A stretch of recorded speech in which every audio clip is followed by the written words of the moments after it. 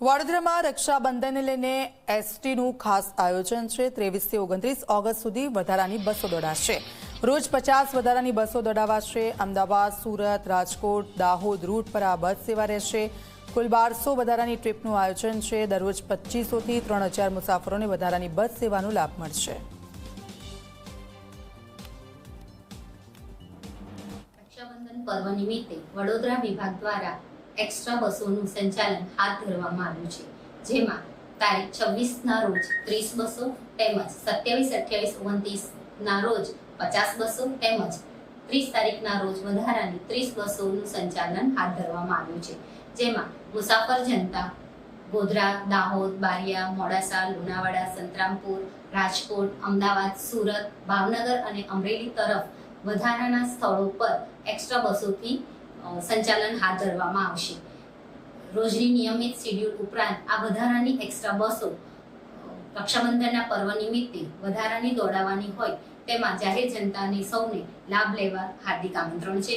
सौ पोतानी बसमां मुसाफरी करी शके अने पोताना गंतव्य स्थळ पर पहोंची शके ते माटे विभाग द्वारा आ सुंदर आयोजन हाथ धरवामां आव्युं छे।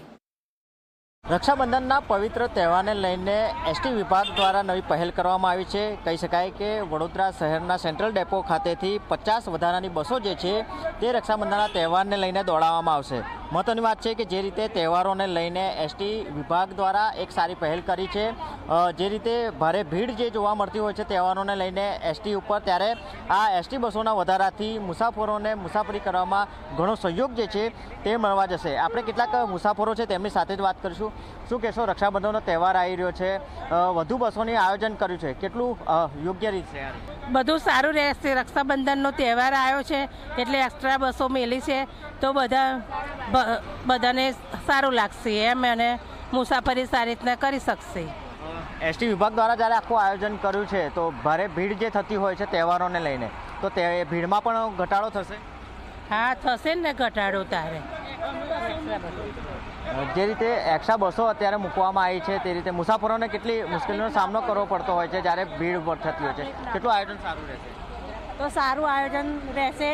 રક્ષાબંધનના લીધે આયોજન સારું કર્યું છે। એક્સ્ટ્રા બસો મળશે, ભીડ થાય નહીં। જે રીતે આ મુસાફરો છે તેઓ અત્યારે કહી રહ્યા છે કે ખૂબ જ સારું આયોજન જે છે તે એસટી વિભાગ દ્વારા કરવામાં આવ્યું છે। મહત્વની વાત છે કે 23 થી 29 ઓગસ્ટ સુધી આ બસો જે છે તે તમામ વિસ્તારના રૂટ ઉપર દોડાવવામાં આવશે।